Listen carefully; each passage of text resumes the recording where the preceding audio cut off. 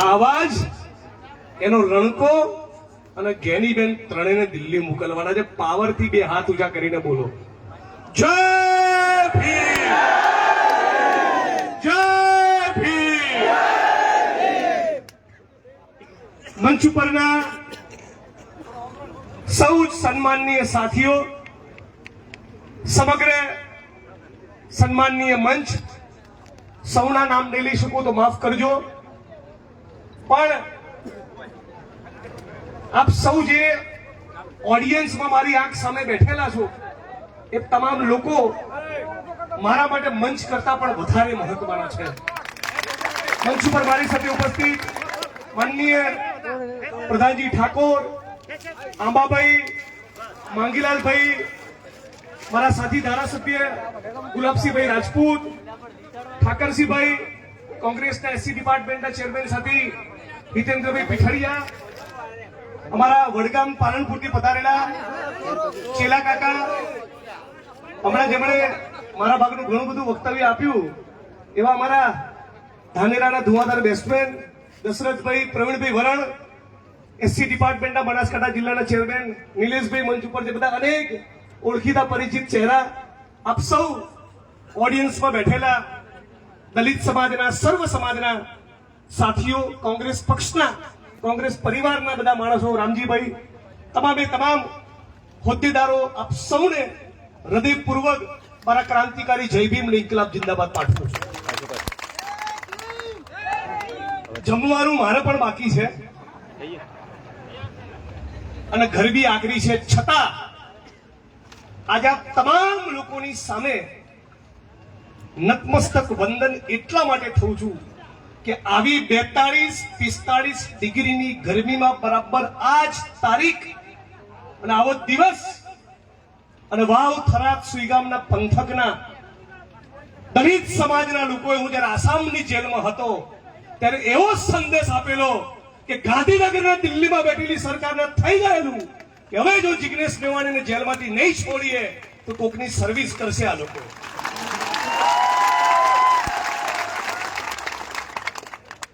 એટલે તમામ લોકોને હું નતમસ્તક પ્રણામ કરું છું, વંદન કરું છું. આવી મજબૂત તાકાતથી તમે મારી જોડે ઉભા રહેજો. હું તમને વચન આપું છું ડોક્ટર ભીમરાવ બાબા સાહેબ આંબેડકરની સોગંદ થઈને કે હું પણ તમારી સાથે આ જીવન આવી રીતે ઉભો રહીશ અને અડધી રાતે તમારી પર કોઈ તમારી સામે આંખ ઊંચી કરીને જોવે તો આવ્યો છું, આજે પણ આવું છું અને ભવિષ્યમાં પણ ડંકાની ચોટ ઉપર તમારી વચ્ચે આવીને ઉભો રહીશ. સાથીઓ, માની ગુલાબસિંહભાઈ અને જ્ઞાનીબેને વાત કરી એ પ્રમાણે અગાઉ અનેક વક્તાઓએ વાત કરી. આ વખતની ચૂંટણી એ સામાન્ય ચૂંટણી નથી. તમે રવીશ કુમાર થી લઈને જે સંવેદનશીલ પત્રકારો છે, જે દેશની જનતાનું દર્દ સમજી શકે છે, જે યુટ્યુબ પર પોતાનો વિડીયો મૂકે છે અને વિપક્ષના તમામ મુખ્યમંત્રી, તમામ નેતાઓ અને હવે તો સામાન્ય જનતાના મોઢે પણ પહેલી વખત દેશ આઝાદ થયા પછી એવું ટેન્શન ઊભું થયું છે કે ડોક્ટર બાબા સાહેબ આંબેડકરનું બંધારણ અને બલિદાનો થકી પ્રાપ્ત કરેલી આ લોકશાહી એ ટકશે કે કેમ. આખા દેશમાં સૌથી વધારે ખતરો એ આ બે મુદ્દાનો છે. આખા દેશની અંદર આ મુદ્દા ઉપર ચર્ચા છે ત્યારે સવાલ એ થાય કે ખતરો કોનાથી છે અને ખતરો શેના માટે છે? આ બે પાયાના સવાલ છે. સાથીઓ, આ દેશની બંધારણ સભામાં ડોક્ટર બાબા સાહેબ આંબેડકરના ભાઈ મંચ ઉપર કોઈ અવાજ નહીં જોયું, એક પણ માણસ. આ દેશની બંધારણ સભામાં ડોક્ટર બાબા સાહેબ આંબેડકરે બંધારણની કોપી રજૂ કરી. 2 વર્ષ અને 11 મહિના સુધી એની પર ડિબેટ ચાલી કે ભારતના બંધારણના આર્ટિકલ 14 હોવો જોઈએ, ના હોવો જોઈએ, એમાં શું ઉમેરવા જેવું, શું કાઢવા જેવું. તમામ બુદ્ધિજીવી લોકો, આ દેશના વિદ્વાનો, બધા સ્કોલર, ઇન્ટેલેક્ચ્યુઅલ બુદ્ધિજીવી માણસો આ દેશની પાર્લામેન્ટની અંદર એમણે 3.5 વર્ષ સુધી એ મુદ્દા ઉપર ચર્ચા કરી અને અંતે ડોક્ટર બાબા સાહેબ આંબેડકરની કલમે આધુનિક દુનિયાનું સર્વશ્રેષ્ઠ બંધારણ આપણને મળ્યું. એ બંધારણની કોપી બંધારણ સભામાં રજૂ થઈ. બરાબર એના ત્રીજા દિવસે મનુવાદી RSS ના લોકોએ એક લેખ છાપ્યો એમના પોતાના છાપામાં. એમના છાપાનું નામ ઓર્ગેનાઇઝર. એ ઓર્ગેનાઇઝર નામના છાપાની અંદર એવું સ્પષ્ટ લખ્યું કે અમારે ડોક્ટર આંબેડકરનું લખેલું બંધારણ જોઈતું નથી, અમારે મનુસ્મૃતિ જોઈએ છે. જે મનુસ્મૃતિમાં એવું લખ્યું છે કે શૂદ્રો અને સ્ત્રીઓને ફટકારવા જોઈએ. સાંભળજો. અને શૂદ્ર એટલે કોણ? દલિતો નહીં. દલિતો ડોક્ટર બાબા સાહેબ આંબેડકરની વ્યાખ્યા પ્રમાણે અતિ શૂદ્રો છે. એને ડોક્ટર બાબા સાહેબ આંબેડકરે વર્ણ વ્યવસ્થાની બહારના પંચમ વર્ણના લોકો કયા છે. શૂદ્રો એટલે રામજીભાઈ, શૂદ્રો એટલે આંબાભાઈ, શૂદ્રો એટલે ગુજરાત અને દેશનો ઓબીસી સમાજ. અને આ શૂદ્રો એટલે ઓબીસી સમાજ, દલિત સમાજ અને સ્ત્રીઓને એમના ગમતા કાયદા પ્રમાણે શું લખ્યું છે કે એમને સંપત્તિનો અધિકાર નહીં, એમને બોલવાનો કે સ્વતંત્રતાનો અધિકાર નહીં, એમને શિક્ષણનો વિદ્યા પ્રાપ્તિનો અધિકાર નહીં. અને કોઈક શૂદ્ર ઓબીસી સમાજનો વ્યક્તિ એ બરાબરી હક અધિકારની વાત કરે તો એની જાંગ એવી રીતે ચીરી નાખવાની કે માણસના જીવી શકે ના મરી શકે. આ જે પુસ્તકમાં લખ્યું છે એ બંધારણ તરીકે RSS વાળાને જોઈએ છીએ, આંબેડકરનું બંધારણ નહીં. જાગી જજો.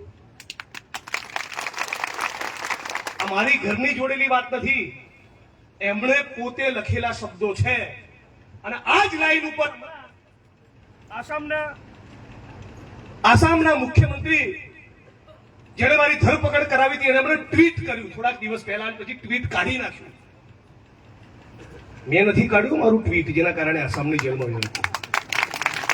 એ એક બંધ જ છે. મેં ડિલીટ બી નથી કર્યું, કરવાનો નથી. જે ભડાકા કરવા કરી દે. કીધેલું ને, ઝૂકેગા નહીં સાલા. વર્ષ પછી બી એવો એવો જ છું. અને અંદર first class Gulabsingh chicken tandoori prawns બધું આવતું. કોન્સ્ટેબલને કીધું તો મને સવારે ઇડલી જો 40 કિલોમીટર બિચારો લેવાઈ જતો.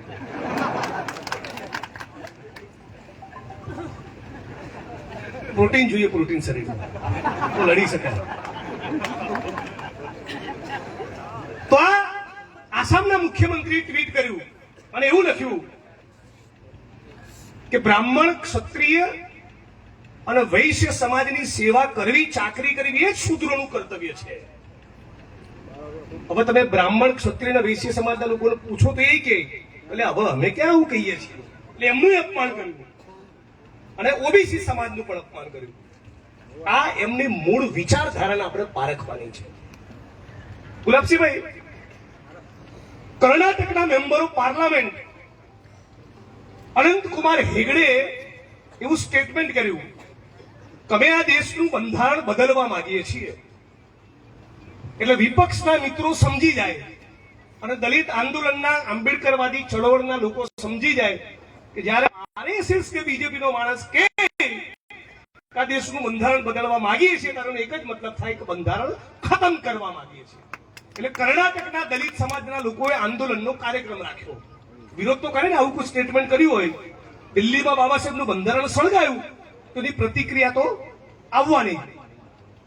એ માણસ કર્ણાટકના ભાજપનો સાંસદ અનંતકુમાર હેગડે એવું બોલ્યો आंदोलन कर रहेला दलितों विषय कि कुत्ते तो भौंकते रहते हैं, मुझे कोई फर्क नहीं पड़ता.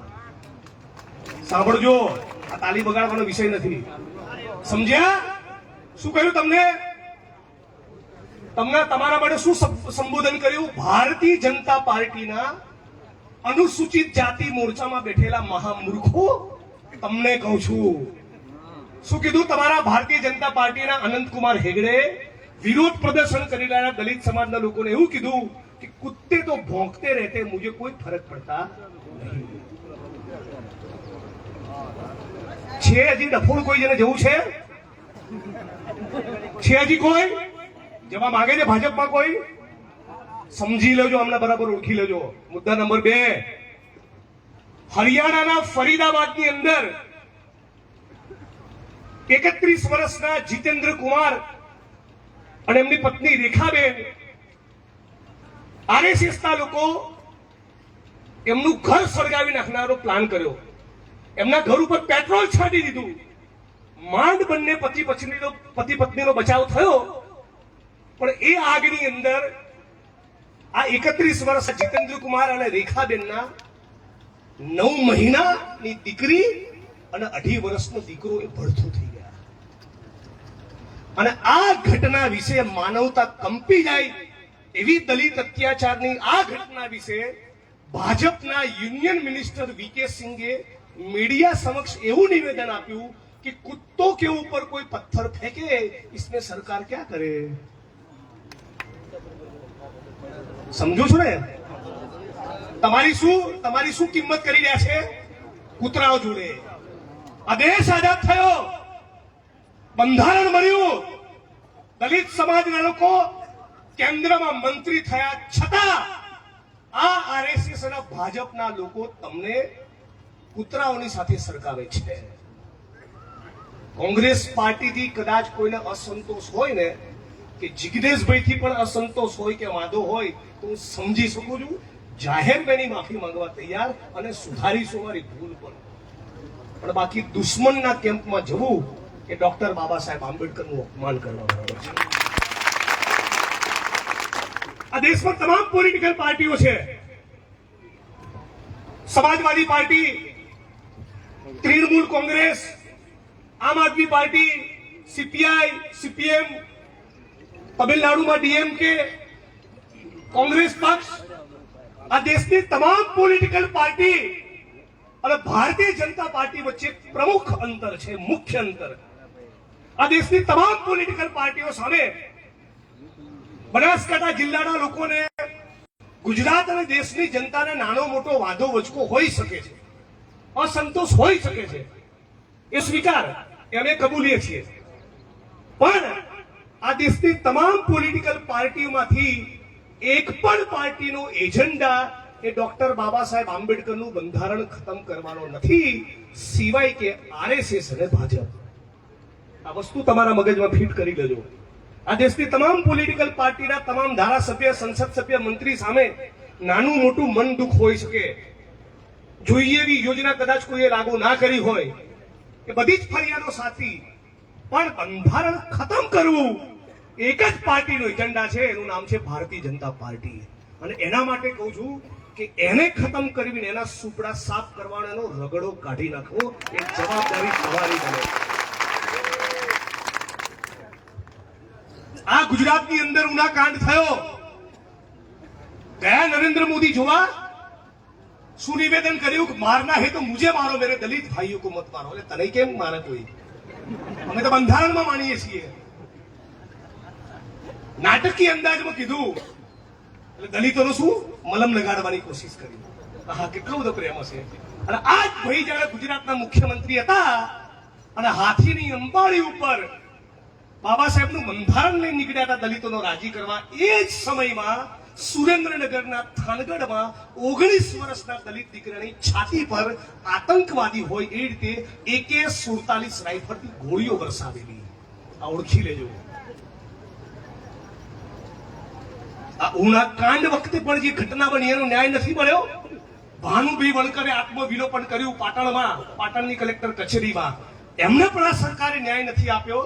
અને ઉલટું ન્યાય માટે લડનારા મારા જેવા માણસને 2500 કિલોમીટર દૂર આસામની જેલમાં નાખ્યો અને ત્યાં મહિલા પોલીસનો ઉપયોગ કરીને છેડતીનો ખોટો કેસ કરાવડાવ્યો. આ નાલાયકોને ઓળખી લેજો.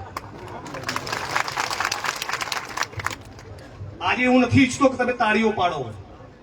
આજે હું એવું ઈચ્છું છું કે તમે સંકલ્પ કરીને જાઓ, મનમાં ગાંઠ પાડીને જાઓ કે તમારી આવનારી પેઢીમાંથી પણ એક વોટ ભાજપને નહીં પડવો જોઈએ, એનો તમે સંકલ્પ કરી.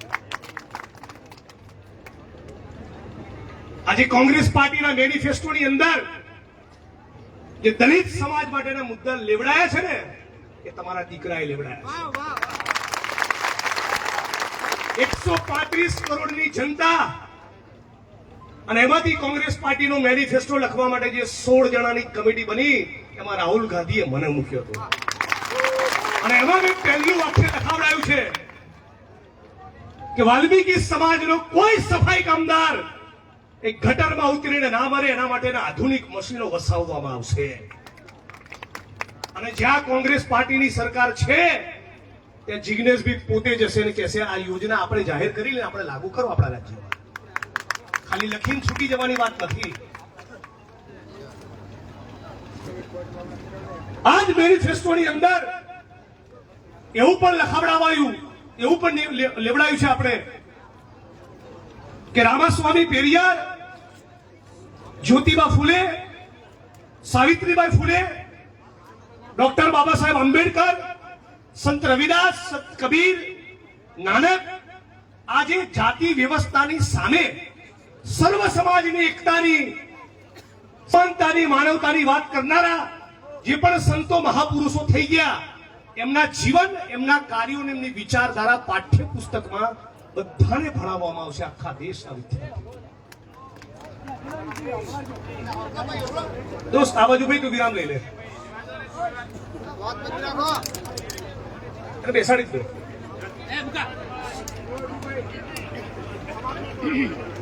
દે આ બાજુથી અવાજ આવે છે તો આ જે આખી પરિસ્થિતિની ગંભીરતા આપણી સામે છે એ ગંભીરતા આપણે જો પામી ગયા હોય હજી જો આપણે ગંભીરતા ના સમજાઈ હોય તેનો મતલબ એમ કે આપણે ઊંઘમાં છીએ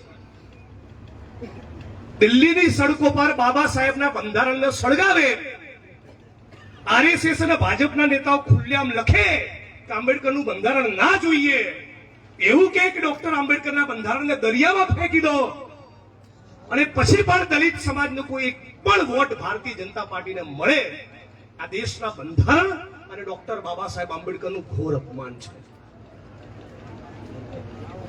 મારી 3 વાત આજે બધા જ મંચ ઉપરના સર્વ સમાજના સાથીઓ અને મારી આંખ સામે બેઠેલા દલિત સમાજના સાથીઓ એક એક વ્યક્તિ બરાબર ધ્યાન રાખીને મારી વાત સાંભળે 3 વાત તમારા મગજમાં ખાસ ફિટ કરવા માંગુ છું એક આરએસએસ ભાજપ અને નરેન્દ્ર મોદી એ સૌથી વધારે કોઈ નેતાને નફરત કરતા હોય તો એ છે ડોક્ટર બાબા સાહેબ આંબેડકર આ વાત યાદ રાખજો મુદ્દા નંબર 1 ફરી કહું છું હે દલિત સમાજના દીકરાઓ હે દલિત સમાજની મારી બહેનો માતાઓ વડીલો અમારી વાત યાદ રાખજો પૂરેપૂરી જવાબદારી સાથે કહું છું અને વાત કે તમારી વર્તમાન અને આવનારી પેઢીને પણ કહેજો આરએસએસ ભાજપ અને નરેન્દ્ર મોદી એ સૌથી વધારે કોઈ નેતાને નફરત કરતા હોય એ ડોક્ટર ભીમરાવ બાબા સાહેબ આંબેડકર છે 2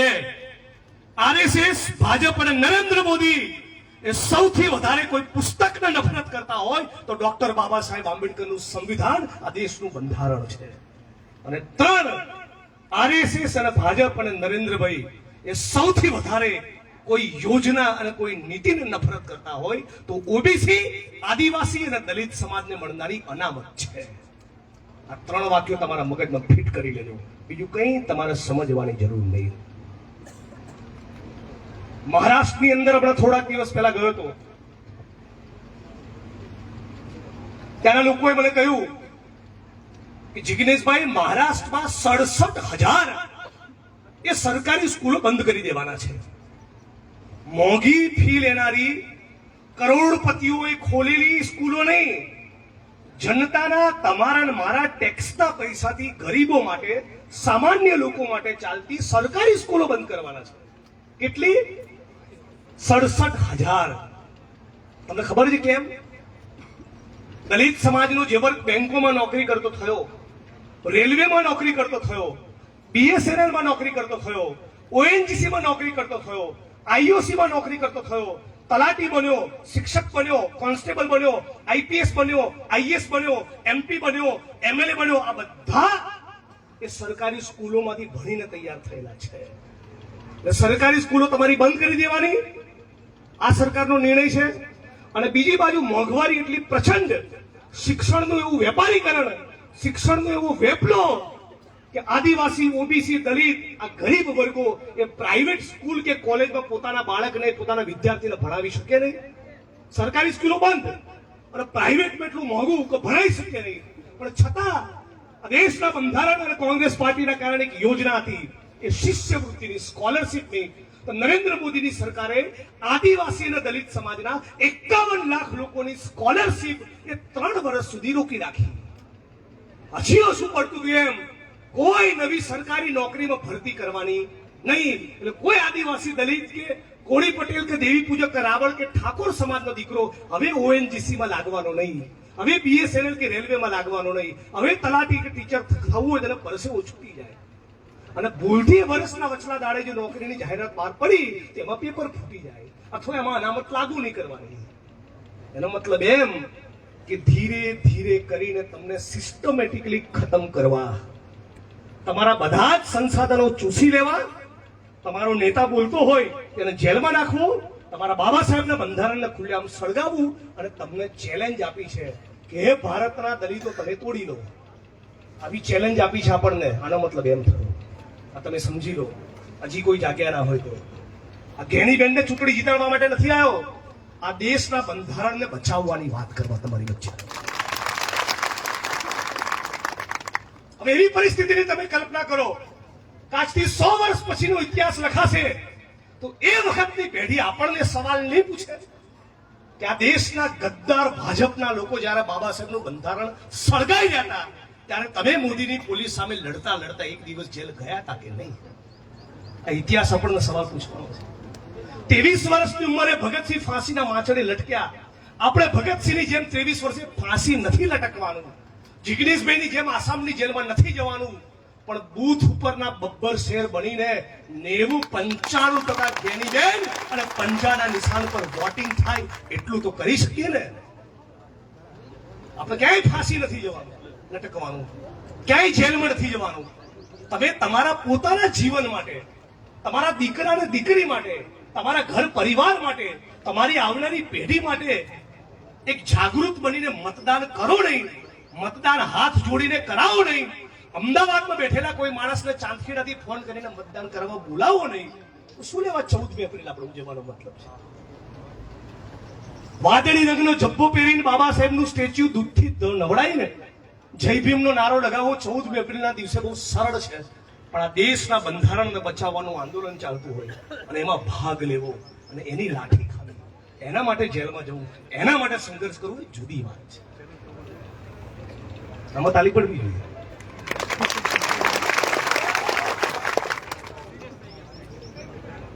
આ ભયંકર પરિસ્થિતિની સામે આખા ભારતે લડવું જોઈએ, પણ સૌથી વધારે સંવિધાન કરનારા દલિત સમાજે આ આંદોલનનું નેતૃત્વ કરવું જોઈએ. ગેનીબેનને જીતાડવાની જવાબદારી પૂરેપૂરી જવાબદારી સાથે કહું છું, ઠાકોર અને સર્વ સમાજના લોકો કરતા પણ સવિશેષ એ ડોક્ટર બાબા સાહેબ આંબેડકરના સંતાનોની હોવી જોઈએ, એ તમારી ને મારી હોવી જોઈએ. મારે નથી બનતું પ્રધાનજી જોડે, મારે નથી બનતું ગુલાબસિંહ જોડે, મારે નથી બનતું ફલાણાભાઈ જોડે, બધું મૂકી દો. ભલે જિગ્નેશભાઈ જોડે બી ના બનતું હોય, આંખ સામે એક જ લક્ષ્ય રાખો કે આ દેશનું બંધારણ બચશે તો અમારું ભવિષ્ય બચશે. આપણે એ માણસની સામે લડી રહ્યા છીએ કે જે માણસે દિલ્હીમાં 750 ખેડૂતોની લાશ પડી અને છતાં પરવા નથી કરી, એ માણસની સામે લડી રહ્યા છે. એને માણસ કઈ રીતે કેવો સમજાતું? પ્રધાનમંત્રી તો ભૂલી જાવ, અને આટલી જાડી ચામડીના નિભર વ્યક્તિને કઈ રીતે માણસ કેવો? 750 ખેડૂતોની સાંભળો ગંભીરતાથી ભાઈ. અન્નદાતા કહીએ છીએ ને આપણે, ટીવીમાં બેસે ત્યારે શું કહે છે ભાજપ પણ અન્નદાતા કહે છે. જે 45 ડિગ્રીની ગરમીમાં કાર ઝાડ આગ વરસતી હોય ત્યારે તમારા માટે જે બાજરો પેદા કરે છે એને ટીવીમાં બેસીને તો અન્નદાતા કેવું બહુ સહેલું છે, પણ દિલ્હીમાં જયારે આંદોલન ચાલતું હતું ત્યારે હું જઈને બેસતો હતો. એટલા આરએસએસ વાળા જઈને બેસતા. 750 ખેડૂતો મરી ગયા. મંગળસૂત્રની વાત કરનારા નરેન્દ્રભાઈ, આ થરાદની ધરતી પરથી તમને સવાલ પૂછું છું, આ 750 ખેડૂતોની વિધવા બહેનો થઈ, એમના મંગળસૂત્રની તમે કેમ ચિંતા ના કરી?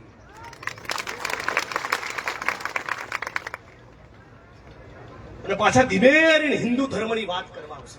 સમજી લેજો, આ હિન્દુ અને મુસલમાન કોઈના નથી, એમના પાપના બી નથી. આ બરાબર તમે સમજી લેજો. ગરીબ હિન્દુ સમાજના સામાન્ય લોકોને ભાઈ ભાઈથી લડાવવા માટે તલવારોનો ત્રિશૂલો લઈને આવશે અને અમિત શાહના છોકરાને 50,000 કરોડનો વહીવટ આવશે. જા બેટા તું જલસા કર, આ લોકોને લડવા દે. આપણે એમના ચાળે ચડવાની જરૂર ખરી? કે પાટણની સભામાં પણ કીધું હતું, જેને રામમાં માનવું હોય રામમાં માને, જેને રહીમમાં માનવું હોય રહીમમાં માને, જેને કબીરમાં માનવું હોય કબીરમાં માને, જેને રવિદાસમાં માનવું હોય રવિદાસમાં માને, જેને ના માનવું હોય ના માને. પોલિટિકલ પાર્ટીઓ, રાજકીય પક્ષોના નેતાઓએ આપણે શેમાં શ્રદ્ધા રાખવી, એમાં ડાપણ કરવાની જરૂર ખરી? હું ગુલાબસિંહ ભાઈને કહીશ તો જે અંબાજી જશે એમની રીતે જાય જ છે. મુસ્લિમ સમાજના ભાઈને હું કહીશ ત્યારે જશે અજમેર ચાદર ચડાવવા જાય છે. તમે શું લેવા ડાપણ કરો છો ચોરના દીકરાઓ? આ એમને કહેવાની જરૂર. આ દેશના દરેકે દરેક જિલ્લાના દરેકે દરેક તાલુકામાં ગામે ગામ રામજી મંદિર છે. અને તમે તો દશરથ પુત્ર રામની વાત કરો છો.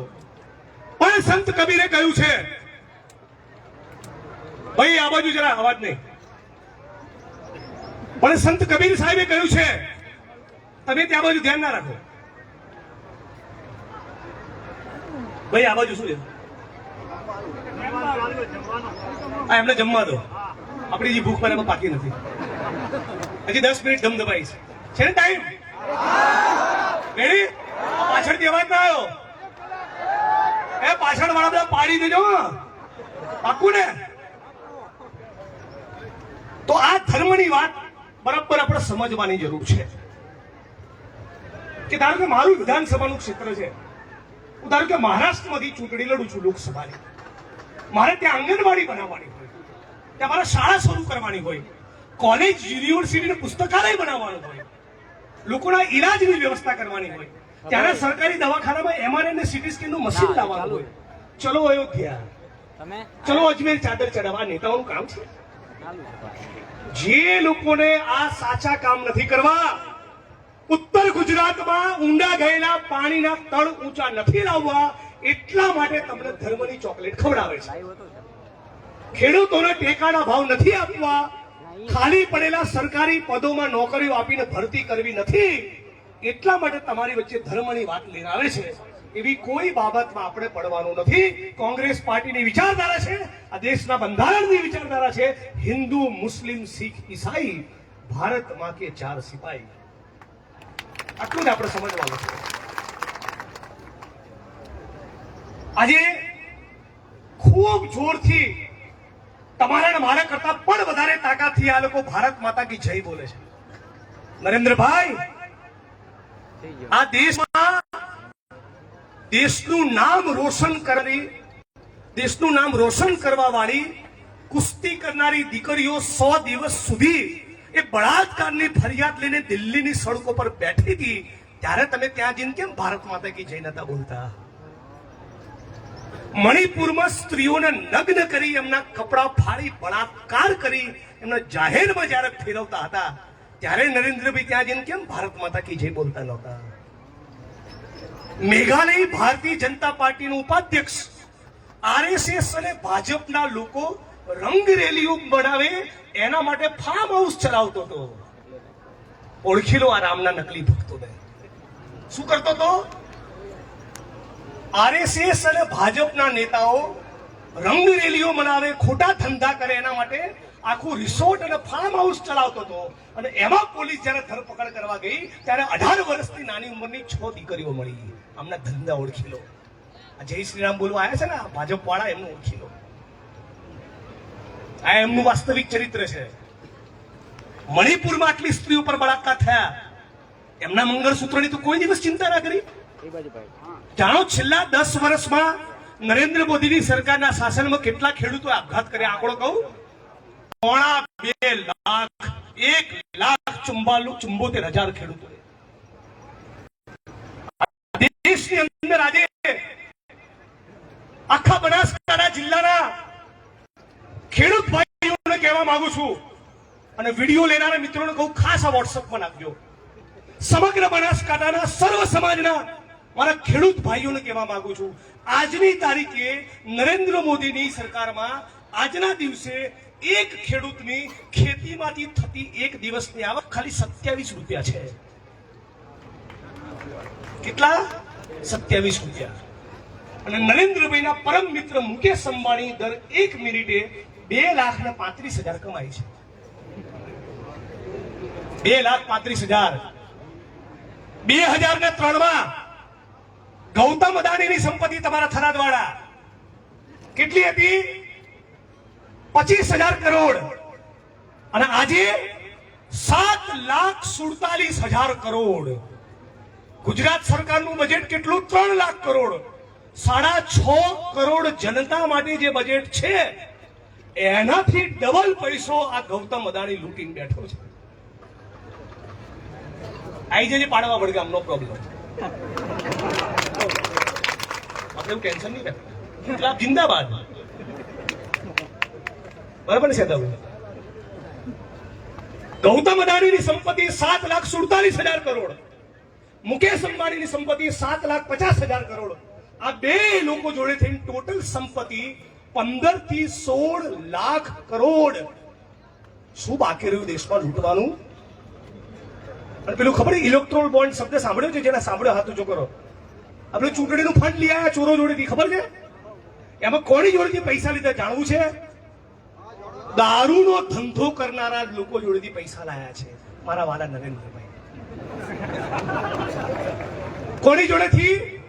દારૂનો ધંધો કરનારી કંપની જોડેથી આ પ્રભુ શ્રી રામના ભક્ત માનની નરેન્દ્ર દામોદરદાસ મોદી ભંડોળ લઈ આવ્યા છે. હજી કહું, માણસોના, ભારતના સામાન્ય નાગરિકોના જીવન જોખમમાં મૂકનારી, હલકી ગુણવત્તાની દવા બનાવનારી કંપનીઓ જોડેથી ફાળો લઈ રહ્યા છે કરોડોનો. હજી સાંભળો, ગાયના માંસનો વેપાર કરનારી કંપની જોડેથી આરએસએસ ના ભાજપના લોકો ચૂંટણીનું ફંડ લઈને આવ્યા છે. ગટારો ડાઉન કરો છો? હા, આમ કહેવાની જરૂર છે તમારા બૂથ ઉપર. જોરથી બોલશે, ગાય માતા કી જય એમ કહીને શરૂઆત કરે.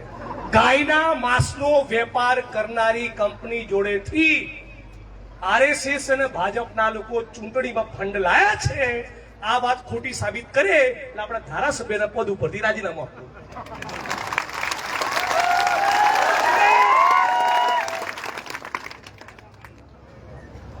રાહુલ ગાંધી એક વાત કરે છે, 5 મિનિટ હજી.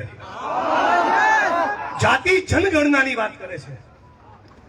એ કેમ વાત કરે છે સમજવાની જરૂર છે વિક્રમભાઈ. આદિવાસી સમાજની જનસંખ્યા દેશમાં કેટલી આપણે જાણીએ છીએ. દલિત સમાજની વસ્તી કેટલી દેશમાં આપણે એ પણ જાણીએ છીએ. ઓબીસી સમાજ 45% છે, 48% છે, 50% છે, 52% છે. એનો સાચો આંકડો ખબર નથી. કેમ? કેમ કે જો દલિત, આદિવાસી, ઓબીસી સમાજનો સાચો આંકડો ખબર પડે તો આ ચિત્ર બહાર આવી જાય. આ ચિત્ર આજે તમને બતાવવા આવ્યો છું થરાદ. અને બરાબર ખાસ આને રેકોર્ડ કરજો. શું કોંગ્રેસ પાર્ટીએ તપાસ કરી ભારતની 9 લાખ કરોડ સંપત્તિઓની? કેટલી? કે 9 લાખ કરોડ સંપત્તિઓમાં તપાસ કરી કોની જોડે કેટલી પડી છે? પેલા તો 16 લાખ કરોડ અદાણી અંબાણી જોડે પડ્યા છે. આખા ભારતના તમામ ખેડૂતોનું દેવું માફ કરવું હોય તો 5 લાખ કરોડ જોઈએ. એમાં 1 રૂપિયો માફ ના કર્યો કોંગ્રેસ પાર્ટી સિવાય કોઈએ. પણ ઉદ્યોગપતિઓના 16 લાખ કરોડના ટેક્સ ભર્યા. અને લોન માફ કરી, ટેક્સની માફી, લોનની માફી. ગરીબ આદિવાસી, દલિત વિદ્યાર્થી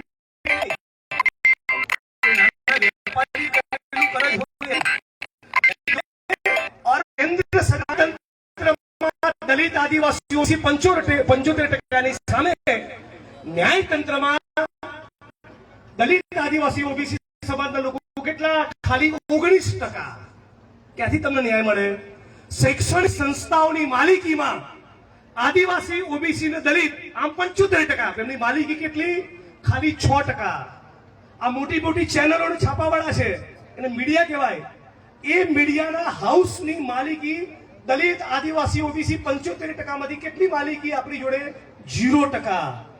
સામાજિક સંસ્થાઓ બની, દલિતોની આદિવાસી ઓબીસીની સેવા કરવા, પણ એની માલિકીમાં દલિત આદિવાસી ઓબીસીની ભાગીદારી કેટલી? તો 0%. સંઘ પરિવારમાં દલિત આદિવાસી ઓબીસી સમાજનું નેતૃત્વ નેતાગીરી કેટલી? 4%. ખાલી પગ લૂછાડવા માટે જ રાખ્યા છે, સમજી લેજો. હજી સાંભળો, બોલિવૂડમાં 7%, અને શેર બજારમાં જે કંપનીઓ નોંધાયેલી છે એને NSE લિસ્ટેડ કંપની કહેવાય, એમાંથી ઓબીસી સમાજની માલિકી 6%, અને એમાં એક પણ દલિત નહીં, એક પણ આદિવાસી નહીં. પ્રાઇવેટ હોસ્પિટલોની માલિકીમાં દલિત આદિવાસી ઓબીસી 75%ની સામે આપણી માલિકી ખાલી 17%. ભારત સરકારના બજેટમાં 75% વસ્તીની સામે બજેટ આપણને મળે ખાલી 30%. રાજ્ય સરકારના બજેટમાં 75% વસ્તીની સામે આપણને મળે 34%. એરપોર્ટના કોન્ટ્રાક્ટમાં દલિત આદિવાસી ઓબીસી 0%. બંદરોના કોન્ટ્રાક્ટમાં દલિત આદિવાસી ઓબીસી સમાજ 0%. રોડ રસ્તાના કોન્ટ્રાક્ટમાં 75% લોકોને મળે ખાલી 2%. ઉર્જાના ક્ષેત્રમાં દલિત આદિવાસી ઓબીસી સમાજને 7%. કૃષિ વીમા કંપનીઓ જેની સાથે ભારત સરકારે કોન્ટ્રાક્ટ કર્યા એમાં દલિત આદિવાસી ઓબીસી સમાજ 0%. ખાણ ખનીજ કરોડોનો વેપલો એમાં દલિત આદિવાસી ઓબીસી સમાજ 0%. છાપાઓમાં 2%. ઇલેક્ટ્રોનિક મીડિયા એટલે ન્યૂઝ ચેનલોમાં 2%, અને પેલી વેબસાઇટો નીકળી છે એમાં 4%. આ આપણું વાસ્તવિક ચિત્ર છે. એનો મતલબ એમ કે આ ચિત્ર વાસ્તવિક બહાર ના આવે એટલા માટે આજે ભાજપ અને નરેન્દ્ર મોદીની સરકાર એ જાતિ જનગણના કરાવતી નથી, જેથી દૂધનું દૂધ અને પાણીનું પાણી ના થાય. અને એટલા માટે જ કોંગ્રેસ પાર્ટી અને રાહુલ ગાંધીએ આપ્યું છે કે ઇન્ડિયા અલાયન્સની કોંગ્રેસ પાર્ટીની સરકાર બનશે, અને સરકાર બનતાની સાથે જાતિ જનગણના પણ કરાવીશું. આ તો શું થયું છે? પેલી કેક હોય ને, કેક જન્મદિવસ ઉપર આપણે કાપીએ, એ કેરી ઉપર પેલી લાલ રંગની તૂટી ફૂટી હોય, એ લાલ રંગની તૂટી ફૂટી એ દલિત આદિવાસી ઓબીસી સમાજને પકડાવવાની, અને બાકી આખી કેક એ 15 જણાએ ખાઈ જવાની. મોડા ધંધો છે. આપણે શું કરવું છે? ખાલી તૂટી ફૂટી ખાવી, આખી કેક આવવા દો તો જરા જામો પડે. આખી કેક તો આવે જો ખબર તો પડે કે આપણી આખી સંખ્યા કેટલી. બનાસકાંઠા જિલ્લામાં દલિત આદિવાસી ઓબીસી સંખ્યા કેટલી તો ખબર પડે કે એમની જોડે જમીનો કેટલી છે, વેપાર ધંધા કેટલા છે. આ વાસ્તવિક ચિત્ર, દૂધનું દૂધ અને પાણીનું પાણી, એ ફક્ત આ દેશની અંદર કોંગ્રેસ પાર્ટી અને રાહુલ ગાંધી કરે. સાથીઓ, ઘણો સમય થયો, તમે બધા પણ થાકેલા છો, ભોજનની લાઈન શરૂ થઈ ગઈ છે. મારી વાણીને વિરામ આપતા પહેલા મારી સાથે નારા લગાવતા હોય એમ કોંગ્રેસ પાર્ટીના 2-3 વચન તમે બોલો, તમને બરાબર કંઠસ્થ થઈ જાય તો તમે તમારા ગામના બોલનામાં અને તમારા બૂથ ઉપર લોકો જોઈને કહી શકશો. કોંગ્રેસ પાર્ટીની સરકાર બને તો બેરોજગાર યુવાનો માટે કેટલી સરકારી નોકરી આપશે? 30 લાખ. બધા એક માણસ બોલો, કોંગ્રેસ પાર્ટી 5 વર્ષમાં કેટલી નોકરી આપશે? અવાજ બરાબર ના આવ્યો. કેટલી નોકરી આપશે?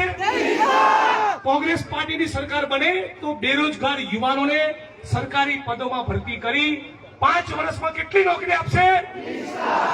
પરિવારની એક મહિલાને 1 વર્ષ સુધી 1 લાખ રૂપિયા આપવામાં આવશે. કેટલા આપવામાં આવશે? અમારી આ સામે જે બહેનો બેઠી છે એમને કહું છું જાહેરમાં, તમને તમારા પરિવારમાં ધારો કે 4 બહેનો છે તો 4 બહેનો નહીં, પરિવારમાંથી કોઈ પણ એક બેન એને 1 લાખ રૂપિયા 1 વર્ષ માટે આપવામાં આવશે. બહેનોને કેટલા રૂપિયા આપવામાં આવશે? ખેડૂતો માટે કાયદો બનશે ટેકાના ભાવ માટે. આ બધી વાત આ કોંગ્રેસ પાર્ટીની. અચ્છા, ડિપ્લોમાને ડિગ્રી કરનારા યુવાનો, આખા ભારતમાં જેટલા પણ વિદ્યાર્થી યુવાનોએ ડિપ્લોમા ડિગ્રી કર્યા એ બધાને દર મહિને 8,500 રૂપિયા. કેટલા રૂપિયા? અવાજ ના આવે બરાબર. ડિપ્લોમા ડિગ્રી કરનારા ભારતના દરેક વિદ્યાર્થી અને યુવાનને દર મહિને કેટલા? 8,500. દર મહિને 8,500. બોલો તાકાતથી. દર મહિને કેટલા? 8,500. દર મહિને કેટલા? 8,500. તો બહેનોને 1 વર્ષના 1 લાખ, 8,500 ના હિસાબે ડિપ્લોમા ડિગ્રી કરનારા વિદ્યાર્થીઓને 1 લાખ, ખેડૂતોના દેવા માફ, ટેકાના ભાવ મળે એનો કાયદો, ખાલી પડેલા સરકારી પદોમાં 30 લાખની ભરતી, દલિત આદિવાસી ઓબીસી સમાજમાં જમીનોની વહેંચણી, સફાઈ કામદાર ગટરમાં ઉતરીને ના મરે એના મશીનો અને રોબોટ, અને ભારતના દરેક જિલ્લાના દરેકે દરેક તાલુકામાં ડોક્ટર ભીમરાવ બાબા સાહેબ આંબેડકરના નામે પુસ્તકાલયની સ્થાપના કરવામાં આવશે. તો આ તમામ વાત આપણે ઘરે ઘરે લઈ જવાની છે. અને જે કહે છે ને આ 400 સીટો, આ 400 રૂપિયામાં બાટલો આપવાની વાત કરે એ નહીં કરે. આ જે 400 સીટોનો ઘમંડ છે અને ગુજરાતમાંથી 26 સીટો લાવવાનો જે ભારતીય જનતા પાર્ટીનો ઘમંડ છે, આ ઘમંડના કારણે જ પેલા રૂપાલાની જીવ લપસી છે. પણ ટૂંક સમયમાં ગુલાબસિંહભાઈ ધમધમાટી થઈ જાય. આખું લાકડા તોડ દલિત, આદિવાસી, ઓબીસી સર્વ સમાજના લોકો સંકલ્પ કરો કે હવે રૂપાલાની ટિકિટ બિકિટમાં રસ્તે એનો ગરબો ઘેર આવવો જોઈએ. ભાજપની 26 સીટો કેમને અપમાન ક્ષત્રિય સમાજની બેન દીકરીઓને નથી કર્યું. સમગ્ર ગુજરાત અને સમગ્ર ભારતની તમામ બહેનો અને માતાઓનું અપમાન કર્યું છે. તમને ખબર છે આવી ભાષાનો પ્રયોગ કેમ કરી રહ્યા છે? કવિ રાષ્ટ્રકવિ દિનકરે કહ્યું છે, जब नाश मनुष्य पे छाता है पहले विवेक मर जाता है. આજે ચરબી ચડી છે ને સત્તાના ઘમંડના કારણે, એ ચરબી અભિમાન તો રાજા રાવણનું પણ ઉતરેલું. રૂપાલા તું કોણ સે ખેત કી મૂલી. તો આ બધી જ વાત ઘરે ઘરે લઈ જાઓ, બૂથ સુધી લઈ જાઓ.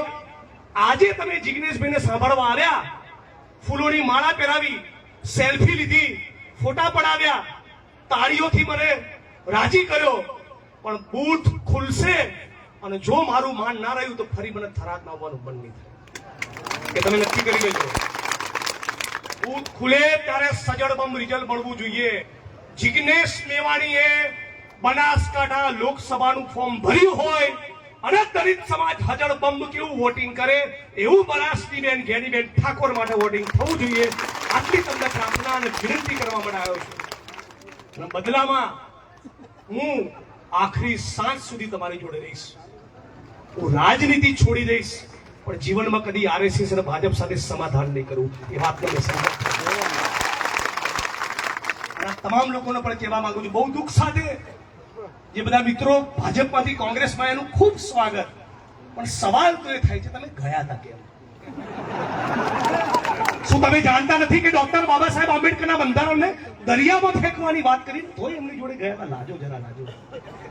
જે આવી ગયા બધાનું સ્વાગત છે, પણ હજી ત્યાં જે બેઠા હોય એમને કહેવા માંગુ છું કે જગ્યા તમારા માટે નથી, તમે શત્રુ પક્ષમાં જઈને બેઠા છો.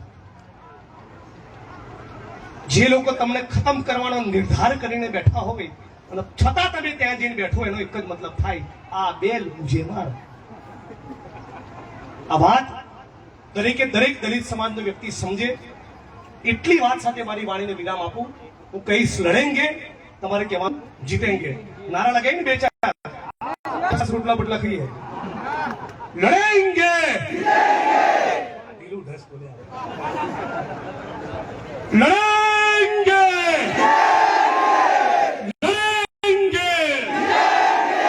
દલિત સમાજની એકતા જિંદાબાદ, સર્વ સમાજની એકતા જિંદાબાદ. બનાસની બેન તેની બેન, બનાસની બેન તેની બેન. હજી પાવરથી બોલો. બનાસની બેન તેની બેન, બનાસની બેન તેની બેન.